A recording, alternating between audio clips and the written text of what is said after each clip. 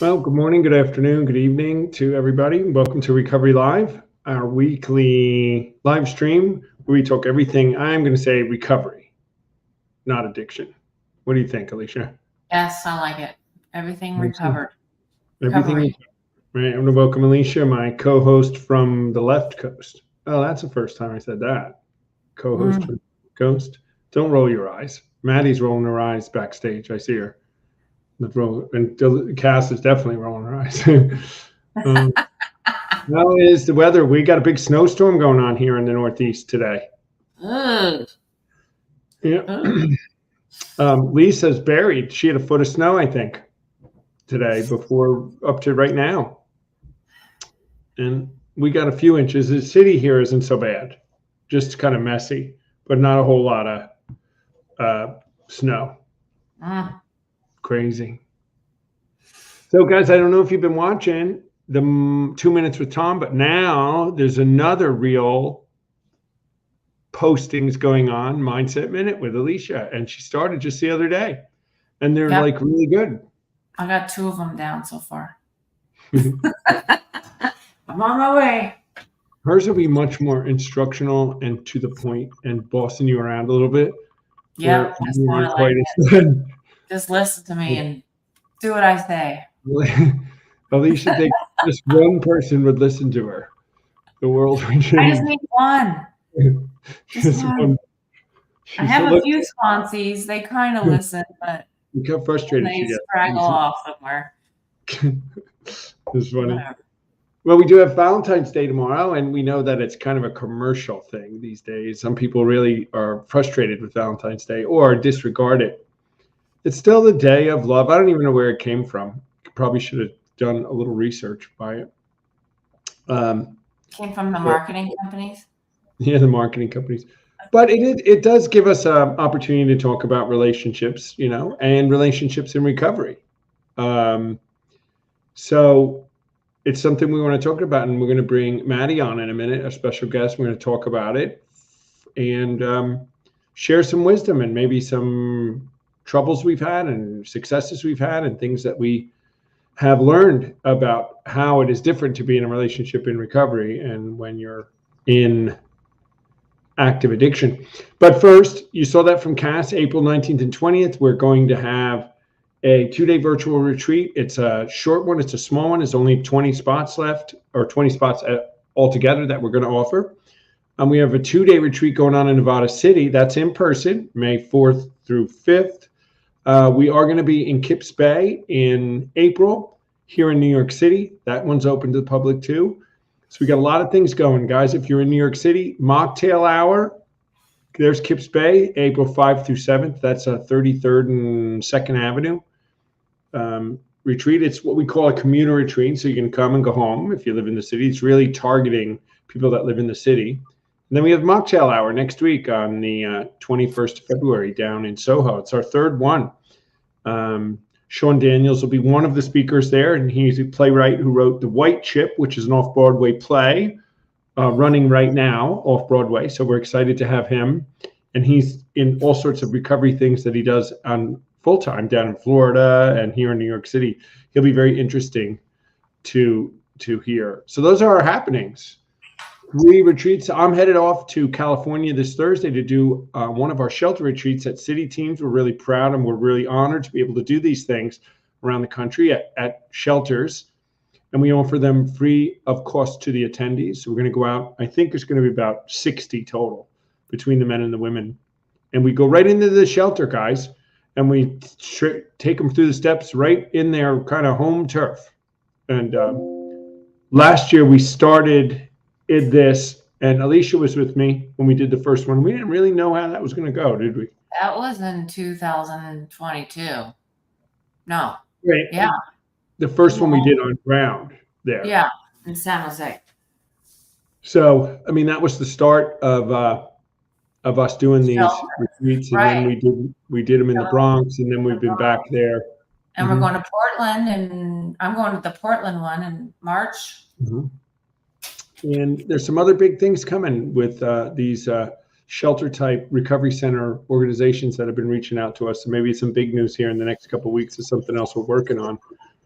but we're trying to get this message out to as many places as we can, at least to have it as an option, to know that this 12-step program of recovery, the way we have presented, the way the founders did, as best we know, from Clarence through Steve Foreman down to us, and offered as an option to say, you're looking for recovery, here's something that might work for you. It worked for those guys and women way back then, maybe it'll work for you, right?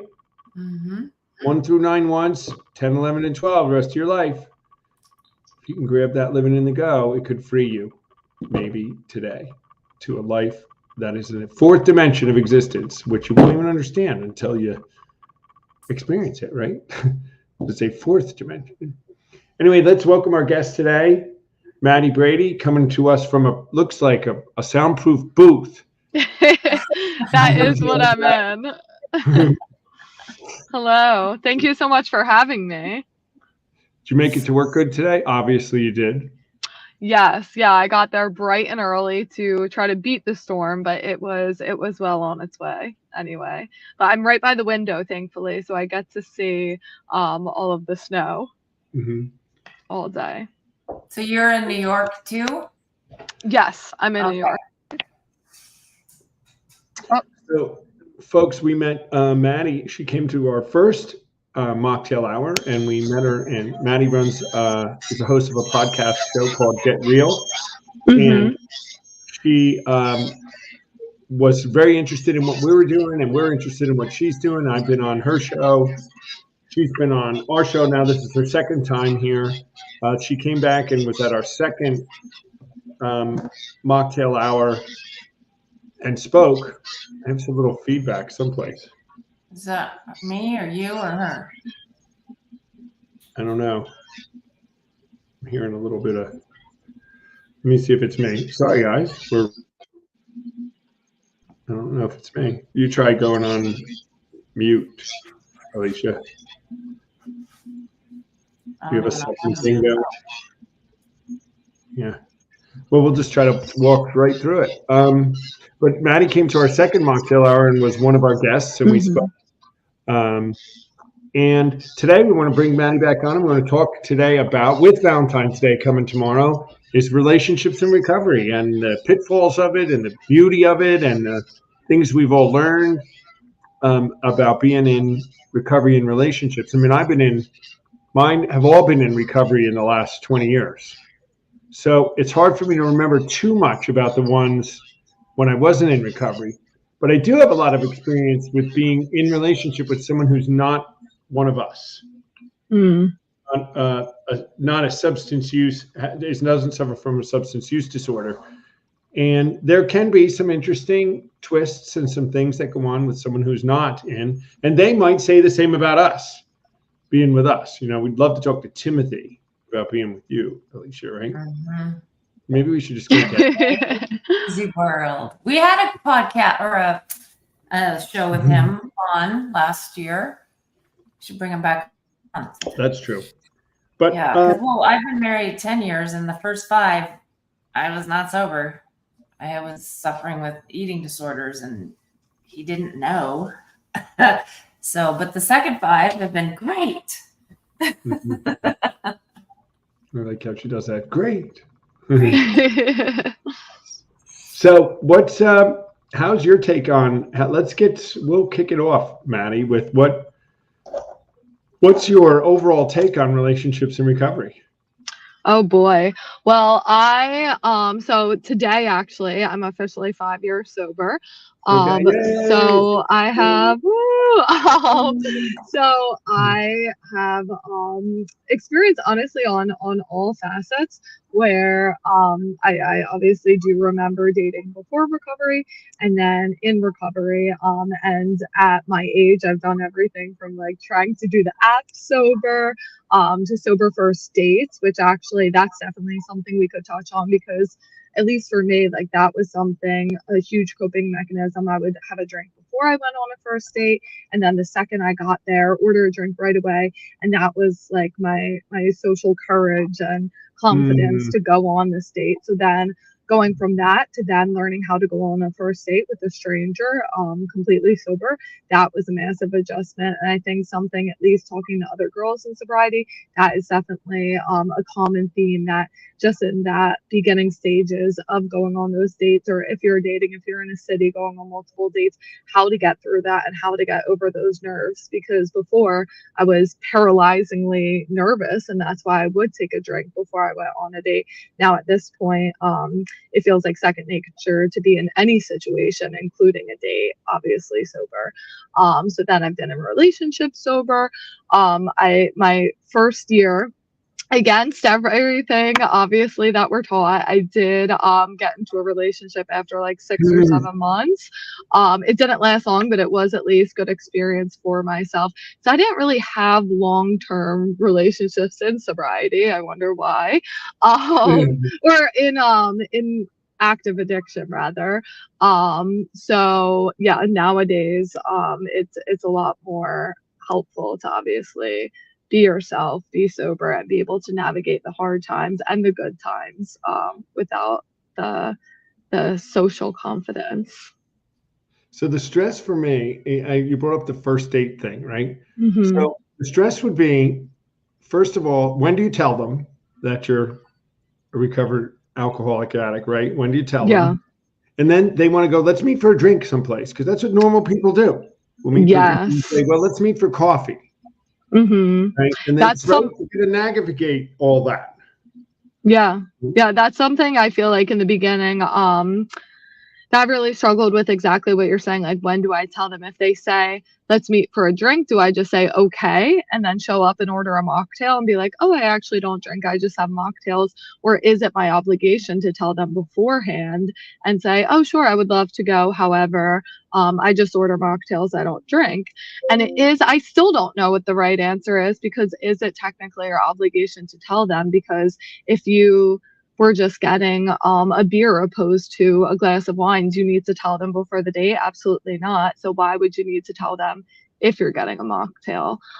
So it is kind of a dicey situation that I still don't really have the answer for. And I don't think there is a rule book or answer for what is appropriate if you tell them before the date, first date, second date, whatever it may be.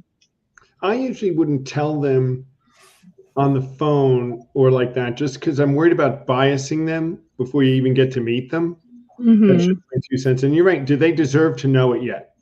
And what are they going to do with your sobriety, right? Values. So that's part of it. Now, what I've had happen is somebody that wanted to go meet me someplace that was like a drink place, and that's where it was.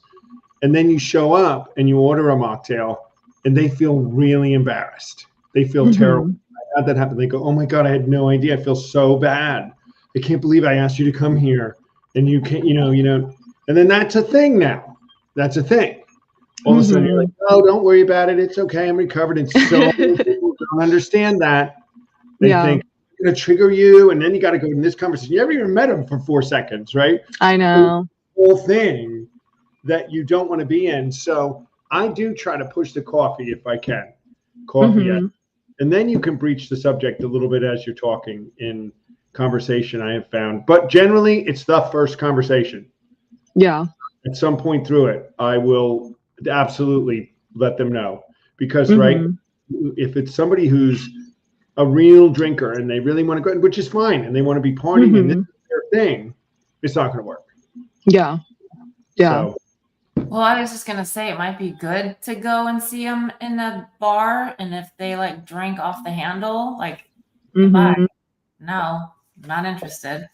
Yeah, definitely. I feel like I've had that situation that you're talking about, Tom, where it's almost too much, where I went on like 3 or 4s with the guy a couple of years ago, and it was that same situation where once I told him from that point on, like, he wouldn't drop it every time he ordered a drink at dinner, or he would be like, are you sure you're okay with me getting this drink? Are you sure you're okay? And I feel bad because obviously they're looking out and trying to make myself comfortable, but it's just so overkill. And then I actually wasn't uncomfortable, but now I'm uncomfortable because he asked me if I'm okay 10 different times. times. And like I said, that I was totally okay around alcohol. I go out with my friends, I go to clubs, bars, whatever. Like I'm not doing that on the daily, but I'm certainly in those situations and don't feel uncomfortable. And it's very kind that they're trying to be considerate, but sometimes it's just ends up making you really uncomfortable. The other thing that can be uncomfortable is I've had a couple over, I don't want to sound like I have millions of dates, but a couple that then would go out alone, and you kind of was like two different lives. Like the life with me was the sober life, and then the life out with the friends was the drinking. And that can be awkward and uncomfortable because you're like, you got to go have other fun without me. And it can be a stressful thing. And for the person who likes to go out for a couple of drinks, like a normal drinking person that's not in substance and they want to have a couple glasses of wine, if they're that way, Maddie and Alicia, like where they feel like they're you can't get them over being comfortable that you can go and sit in that situation, then they start to feel a little resentful because they have to adjust their behavior, and they're like, there's nothing wrong with me. We're opening a can here, but this is things that people in recovery, dating, are dealing with all the time. 100%. Yeah. Even in the beginning for me, it was a thing where I first was going on dates with people that actually overdrink, and it was just because I was still in the community that I did drink in. So then I didn't really realize how excessive their drinking was because it was so normal to me. And then once sober, realizing like, wait a second, I didn't get sober to then be taking care of somebody else that can't handle their drinking, which obviously I hope that anyone in that situation can get to the point where they do get help or get better, but it definitely can't be my responsibility because that would just not align with my life. Right. My kind of rule of thumb is I would say to somebody, if you have a glass of wine once or twice a week or 2 glasses, I'll never say a third, but I have said, I will tell you, if you go to the third glass, on a regular basis, it's probably not going to work. Yeah. Just that's a good rule of thumb. What if they say why? I'd say, well, because I think that what happens when somebody gets, unless you're that rare person who it doesn't, a lot of the women I've dated, when they get to the third glass of wine, that's when it starts showing up in their personality. They start, I'm not saying third, I'm not saying on New Year's Eve or on their birthday or on a special occasion once in a while, no big deal, right? But on a regular basis, that's when their personality starts to change a little bit. Because I know I did, even with me, who could take a lot of drinks. By the third one, you're starting to feel loose a little bit. And I'm not comfortable with that today. I don't want that in my life. That's all. It's not wrong. It's not a bad thing. I just, at that point, I'm not with you anymore. I'm with you on 3 drinks. And that's like boundary setting. Understand that, right? Yeah. And we need to learn how to set boundaries and be okay with setting the boundaries. Right? Yeah. Even with a spouse, like in my case, my husband drinks, and I had to set a boundary about a year ago. And if he goes over that line, I'm out. You can stay, but I'm out. And that was a hard conversation, but he totally respected it, and actually hasn't happened since. But it might. And I need to be okay with, I'm the addict. He's not. Later. And I will remove myself from the situation. The 3 drink thing. That's what I kind of do. And I have, and then, just, Sue Foreman has always said to me, don't date anybody that's in recovery. You need to date what we called a person that's has a substance use disorder. Cass, you'd be proud. I didn't use the N word there. The N word, which are, that it's a, normal thing to be.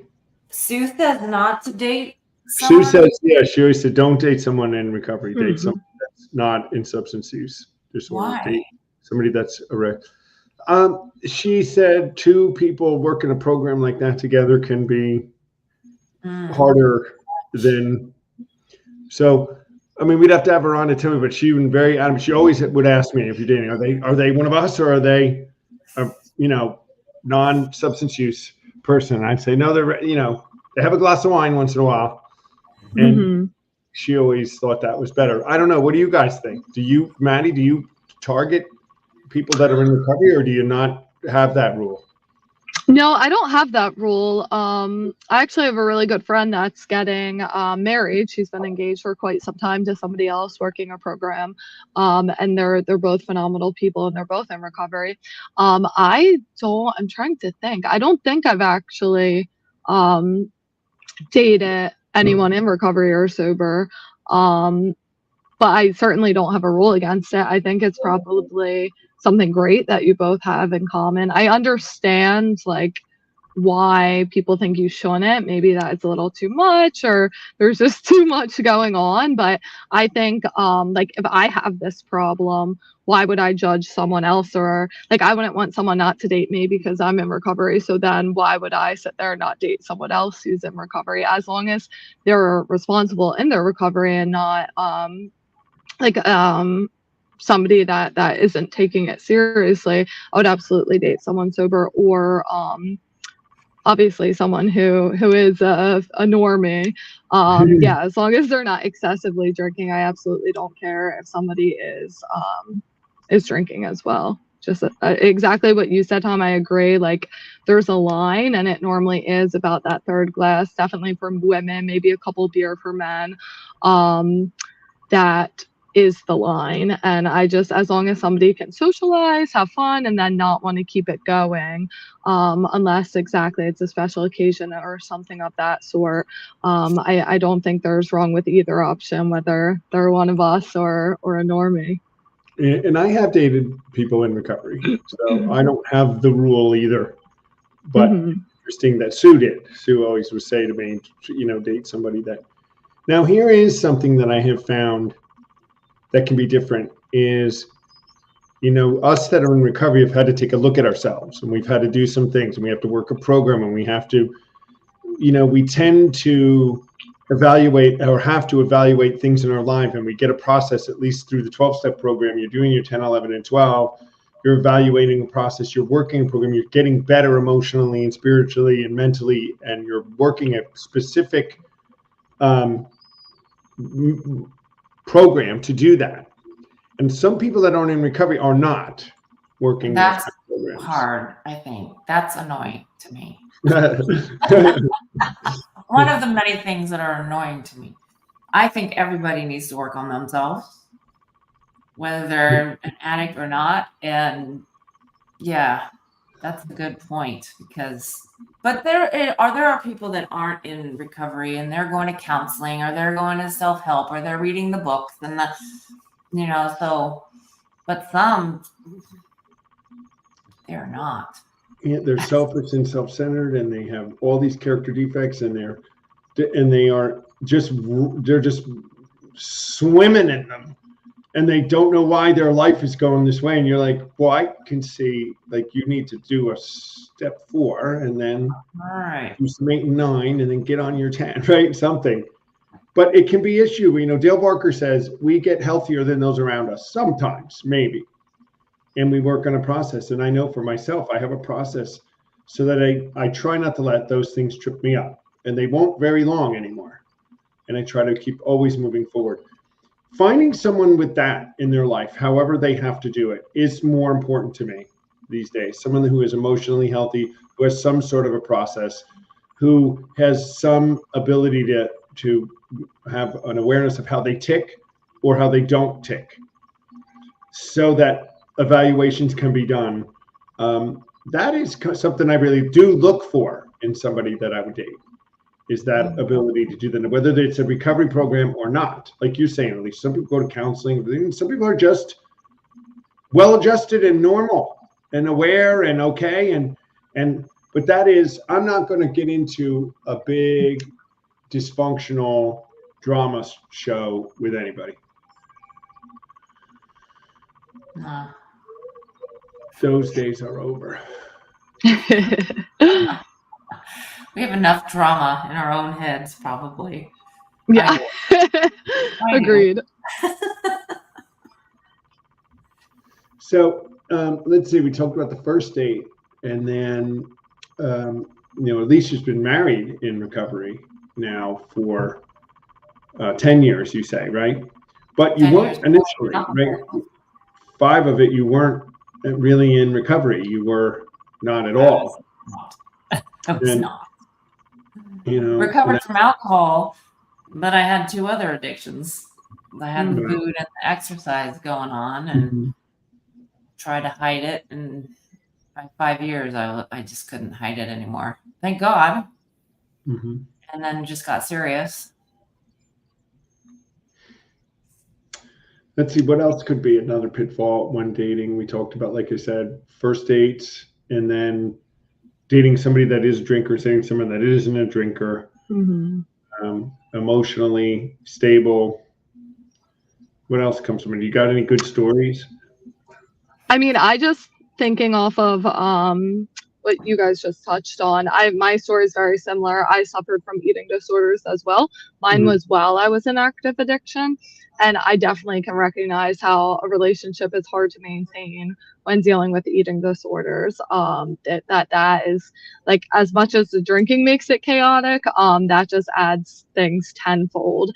And for me, at least, because eating disorders are such, as well as addiction, are such a secretive disorder that it doesn't really, at least for my experience, it didn't really allow me to ever connect or open up to somebody, because I was so in my head all the time and constantly trying to guard not only one but multiple secret disorders I was going through, that I was never able to come out and be vulnerable and maintain a healthy and transparent relationship at all. So I can totally relate to that.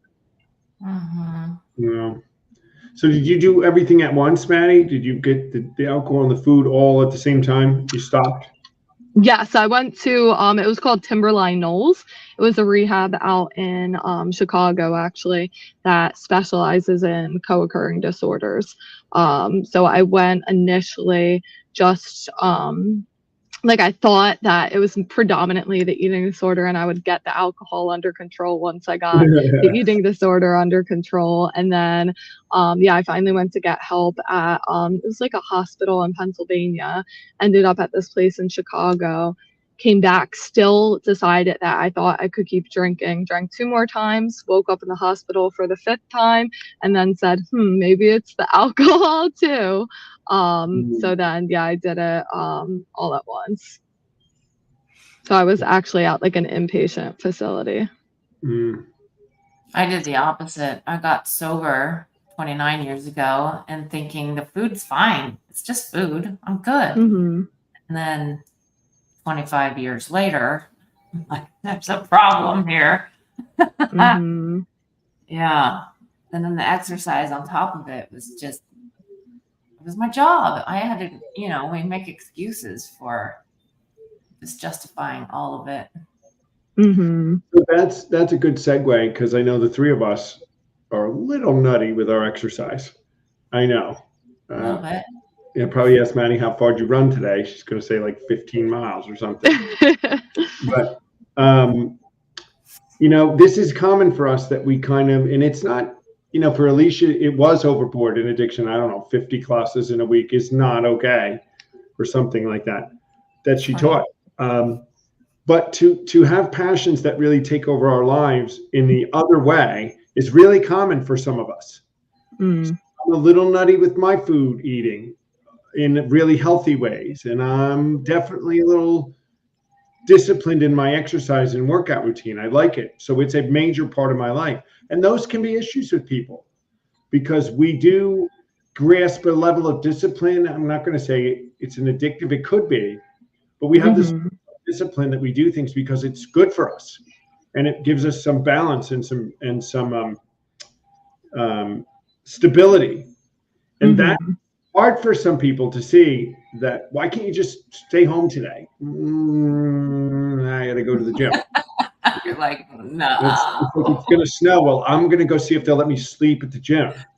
So morning. No, I don't do that. Mm-hmm. Do you see how I think about that? You know, Yeah. The snow. so these things, I have had these be a little bit of an issue with me being a little bit, we're up early in the morning, we're kind of hyper disciplined at certain levels of things, and our lives do become in a bit of a relief, I think. Like, Mm-hmm. I don't have a million things going, but I have a few things going really hard. And Mm-hmm. it can be tough for somebody that's not that flexible in some regards. Don't say anything, Alicia. No, because my head is spinning now. Like, it's hard for me to not be prideful in those situations of like, well, you should be like me. Mm-hmm. And that's not how I should be thinking. And then I have to do a step 10 all the time on that because it's not their life. If they want input, I will give it to them. Mm-hmm. But they don't have to do a challenge every month like Tom and I and do it, actually complete it every single day and track it and do everything else. But it flows with the way I am, and I have the time to do it, and it keeps me healthy. But there is a line, and Tom knows that I cross it many times. I think I need to chill a little bit, and that's where the honesty comes in, especially with something like people say, "Oh, at least it's a healthy addiction." Like, really? Not so much. I mean, 40 Mm-hmm. classes a week and starving yourself is not healthy. Mm-hmm. And now it's, not that much, but it's 14 hours. And for some people, that's like, oh, that's a lot. But it's really not, but it depends on where we're coming from. Yeah. I think I definitely relate to all of that. For me, I tried to I know back when I was abusing, over exercising and not fueling myself, it was more like I was making myself, punishing myself to do it. Like I couldn't function. Like I ran every single day for 3.5 years, I think it was, over an hour a day, and barely was eating. But back then, this was several years ago at this point, because then it progressed into, went from that then to bulimia, then just got out of control. So this is maybe starting 8 or 9 years back. But the difference for me today is, first I had to take a pretty big step back for a while, and then while I was getting better, while I was adjusting. But back then, I couldn't function unless I did it. And it didn't matter if it was a funeral of a loved one, or a storm, a snowstorm. Once I was in Philadelphia, the whole city shut down, the roads were closed, and it was an entire state of emergency, and I still went outside. So there's situations like that where today, obviously I'm very flexible. I'm much more flexible than that today, where now I cross train, so I'll only really run a couple days a week, but I still take on really large, I'm doing my first ultra in the spring, these crazy races and stuff. But I actually feel like I don't know if I could have done that back then, even though I was running so much and running every single day. I just didn't have the capacity, mentally, physically, fueling wise, to be able to do something like that. And definitely the mindset switch, where before it was you have to do this because you ate this, or because you're punishing yourself, or whatever reason. And now it's that's what lights up my life. So I think only you can really know your intention behind it at the end of the day. You can't really point at someone else and think, oh, they take 40 classes a week, they have a problem. Or sometimes it is pretty evident, but a lot of the times it's very case by case basis, I think. My classic question to somebody or Alicia is, how's it working for you? Right now, it's working great. And is it getting in the way of really important things, that you're pushing? Because we'll do that. Like you said, Maddie, whatever, it doesn't matter. If it's snowstorm, we'll go do it anyway. Somebody's birthday, we'll lie, we'll cheat, or or maybe to say that you need to be, so you can go do your obsession. And then that was the time when I would start to think about, ooh, what am I doing here? I don't have it so much anymore. I'm pretty good. I didn't go today, and I'm not like feeling like I'm a whack. I was in Chicago over the weekend, and we only get to work out once. It doesn't get to me 2 days now, and it's not so much because it's just because when you're in a training routine, there's something about staying in a training routine for things, the goals that you've set for yourself. So it has more about getting out of the routine than it does like I'm going to be fat and stupid and no good, and because that's where we go, right? Mm-hmm. And so I feel good, but I can touch on it here and there. Once you, this challenge that we do, Maddie, that you don't usually, and this that Alicia and I do. I just finished 100 push a day in January again, and now I'm doing pull-ups. They're harder, Alicia. I have to be someplace with a pull-up bar, and when I'm not, and you can't do them, which we don't skip days, Maddie. Then I have to make them up the next day. But now it's 40 pull-ups, and 40 pull-ups in a day is that's a lot. It's a lot. So that is a lot. But anyway, I'm giving myself a bit of a break, and I'll do 5, 5, and 5 and catch up. But I will catch up because I made a commitment to myself. I don't know if I'll do it again, this pull-up thing. Well, part of the challenge is to stick to our word. It's not even a thing. It's like I said I'm going to do it, and I'm going to do it. Excuses come in, and there's a cloud. I can't run. That's stupid. And I'm running. And I'm tired. I'm running. And I don't want to do it. I'm doing it. So that's the part that I love. Well, that's I can prove to myself that we can do it. What do we say? Motivation isn't required. It's commitment. Yes. Because you're not going to be motivated all the time. No. You do it anyways. Right. Yeah. And if we can't do a little run, then what are we going to do when something really big happens? And there's like food and alcohol and stuff around, and we're going to make an excuse for that too. And that's not okay. I think that that definitely is it. And that's the difference, that like disciplined and doing it for yourself is like, oh, it's like kind of drizzling, or I'm really tired today, and then doing it anyway, like that is really good. And that's what's teaching us discipline. But then, if it's like, oh, I didn't get it in earlier, and tonight's my best friend's birthday who's been there for X, Y, and Z for me all these years, I'm going to like lie to her and say that I'm sick and actually go running. That's when it becomes a serious sickness. Right.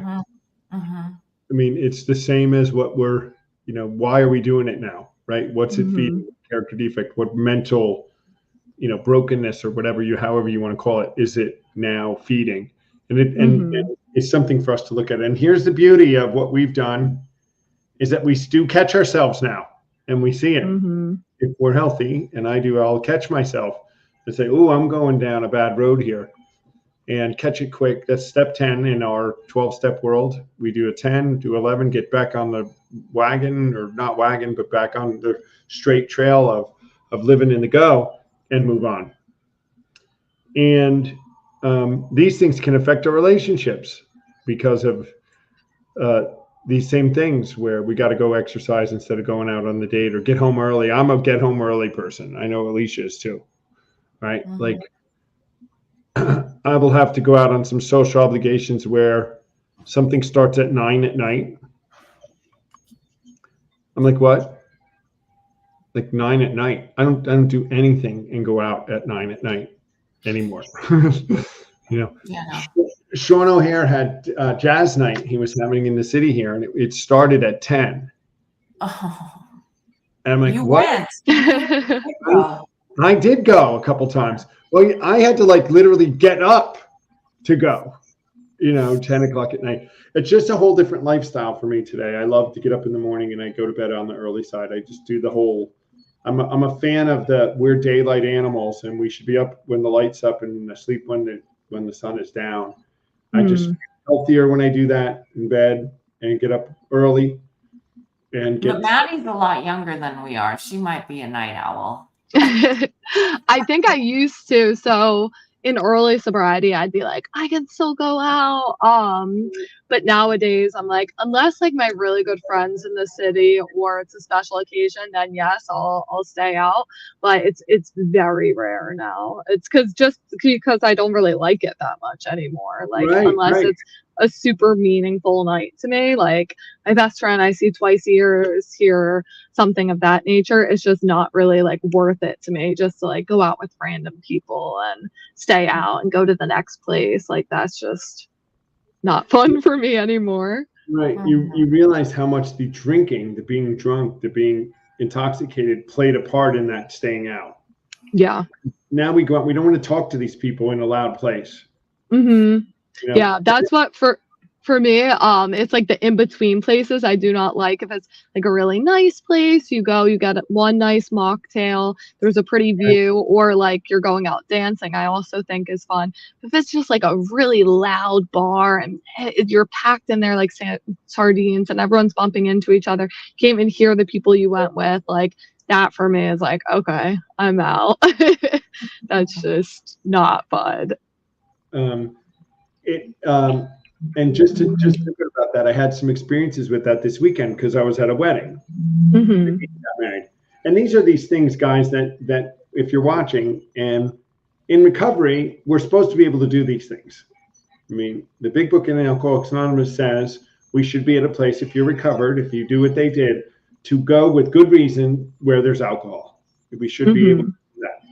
You know, and avoid the, you know, once people are drunk, I'm not there because I'm being triggered. I'm there because I don't want to be around them.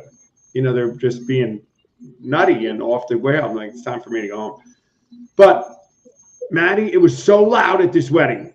I was dancing some, so that was fun.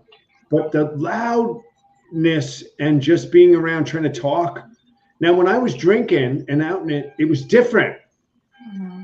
And now I'm like, why are we here? Let's go someplace where it's not so loud, right? Mm-hmm. And there was a get together after the rehearsal dinner that I went to where family was all there, and it was at this bar, and this was not the wedding, and it was so loud, guys. I mean, it was, you had to scream to talk to the person next to you. I lasted, and I thought while I was there, I was talking to somebody saying, but 20 years ago plus, I have been right. This would have been my world. No, and how much we notice just things today. Even that's such a good point. Even this weekend, like it's the little things. I went out for my soberversary, so it was one, which is ironic, but I've always done that. But I had my friends come up and we went to one of those kind of in between places. We thought it was going to be a lot dancier than it ended up being. But like the little things I noticed, I'm like, where do we put our coats? Like we have to just carry our coats around the whole night. Then like you go to the bathroom, there's one bathroom, it's disgusting, and you're just like, where's just like a normal bathroom? Like just these little things that I'm just like, obviously we didn't notice back then, but I'm just like, ew, like you don't want to put yourself in those situations when you're dead sober where you're just like uncomfortable. Right. And then ever get to look at the bartender when you order a mocktail or a like club soda? You get the eye rolling. And they know they're not getting a big tip. Yeah. Right? They're like, oh, club soda. And you're like, I can't. I want a club soda. What, right? Yeah. And then we charge you $6 for it. Then it's me rolling my eyes. Really, $6 soda? Are you kidding me? But wow, very, very interesting. I think that a lot of people can relate to the stuff that we're talking about, and they've been issues for all of us, obviously. And it's fun and kind of interesting to see how we all have had to navigate kind of the same things as far as when in recovery. I think the biggest stressful thing in it was the first date. This first date, and telling them that you're in recovery, and even tougher when you tell them and then they don't call you back or come back. They feel bad, you know. That it knocks you, like if you're not careful, it knocks you to a level of, what am I, not good enough? I'm not worth it. Now today I would shake that off. Good. Well, just good like thing. we're saying, we might be saying, like I don't want to date somebody that Yeah. drinks heavily. Yeah. They could be Mhm. like, I don't want to date a sober girl 100%. because Yeah. that's a big part of their life, whether they're an addict or not. I mean, I could see it, but then I would question, then you might have a problem with drinking then. Yeah. There I go, judging. That's my thing. Hmm. That's But that. I'm sure there's people that don't want to date us because we're sober. Yeah. That's why I feel like in the beginning that definitely would affect me. But now, like, I think the same thing. Like, we don't want to date someone drinking in excess, or I wouldn't date someone who never goes for a run, or like it's just another thing. It's like a lifestyle thing that just isn't going to align, and not everyone's going to be for us. But in the beginning, that can be really, really, really tough. Mhm. Yeah, and Alicia, you're right. It's not just them not wanting to date us. We get a little picky because I'm like, if they don't go to the gym ever or work out or something, you start saying, That would be a I thing. don't know. It's a Yeah. lifestyle thing. It's not really, it's a lifestyle. My lifestyle. Are you a morning person? Are you? Or take Mhm. Smokers like are out for sure pancakes. for me. You smoke cigarettes, it's out. One, Mhm. it's just out. I can't Mhm. date a smoker. I wouldn't. Yeah. My Yeah. So husband vapes. He did smoke when I met him, and he drinks. But hey, it works now. We're on the other side. It's good. And I think that's the thing, that everything, like, something different works for every single person. So how some people are like, don't date someone in recovery. Then I know other people that are like, I could never date someone that drinks. And that it's just, it really just is personal preference and works differently for everybody. yeah, you got to fit it into the lifestyle and be really aware of who you are, what you need, Mm-hmm. and what you have to offer, and be Yeah. pretty confident in being squared away in your own stuff, so you're well enough to be able to be with somebody else. I always Yeah. say, you got to be. I think you don't have to like being alone, but I think you got to be okay being alone. Mm-hmm. That's when you're ready. That's just a Yeah. Tom thing. I feel like I say to somebody, I could be alone. I'm good. I don't want to. I don't need, I'd rather not be. But I'm not looking for someone to fill a gap. I'm looking for someone that I can add to them and they can add, add. And then you're apt to see the things that they're doing. I don't know, healthier. Make a bunch of mistakes, guys, and you eventually get good at it. Better at it. I don't know. I'm good, but better. Anyway, anybody got any final words before we send everybody off for their Valentine's week? Don't Yeah. eat much chocolate. Is it one of your Don't eat any chocolate. In my case, Is none. it one of your days that you can eat sugar? No, that's not until April 15th. I have sugar 4 times a year, Madeline. Oh, wow. Well, at least you have it. Yeah. Yeah, that's good. And April's my next, and then June and October. But Yeah. it's worth it. And then it doesn't turn into a binge. And I Mm-hmm. look forward to it. It's done and move on. Yeah. Yeah. That's awesome. I do it like once a week. Well, you can because you don't have a problem with it, I know, but I still don't like it. It's not good for me. And doesn't make me feel good. So I stay away, but I love it. I love cheesecake. Mm-hmm. So I give myself, but, and you know what, guys, Alicia, I went to Chicago for a cheat and I thought, it's a wedding. So you kind of can eat whatever you want. I'd set myself up. And there was no cheesecake. On any places I went, it wasn't on the menu anywhere. I felt cheated that I had my cheat day and I couldn't have it. I said, I guess. Well, did you have wedding cake? No, I didn't have wedding cake. I had some cookie thing that they had. So there was a little cake inside, but it's not cheesecake. It's not. And I was in Chicago. So I did have Chicago style pizza, which, Maddie, it's different than New York. I don't Yeah. it's just, I say So it's I've heard.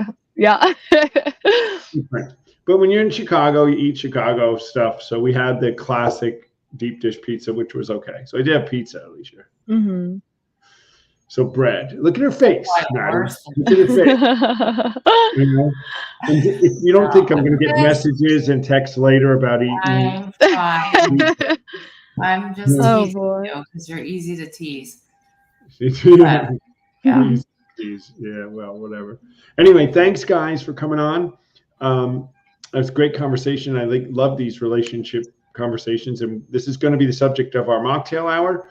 We're going to be talking about relationships and recovery in person. If you're in New York City, it's 6 to 8 on February 21st down in Soho. Come to 32 Prince Street. Come visit with us. We have a lot of fun. The mocktails are great. Maddie will be there, right? Yep, I'll be there. I'm always there. Guys, Casera's going to be there. Lisa's going to be there. Come and meet the girls and others. You'll see Sean O'Hare and Ryan Smith are coming and a whole bunch of others. We're going to have some fun, and then we're going to be off on retreat. So everybody have a great weekend. Happy Valentine's Day to everybody. And we'll see you again next week on Recovery Live. Thank you. Bye. Bye.